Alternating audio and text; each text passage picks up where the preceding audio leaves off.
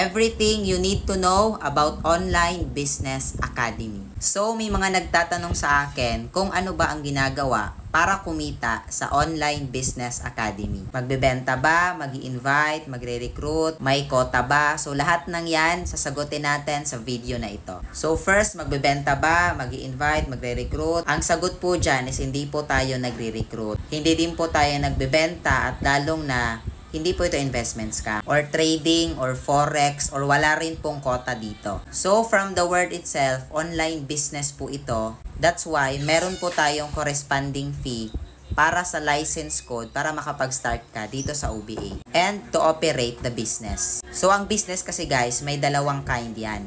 Merong product selling at meron ding service based. For example, sa service based, ito yung mga businesses na nag-o-offer ng services. Just like yung mga business ng massage, manicure, pedicure. So, ang OBA, nabilong din po siya sa service-based on which tayo po ay mag-set ng appointment sa ating mga clients. At saka, hindi ka na din kailangan na magbenta, mag-invite or mag-recruit kasi may automated system na pwede mong gagamitin with scripts provided. At ang good news pa, pwede ka dito kahit wala kang experience.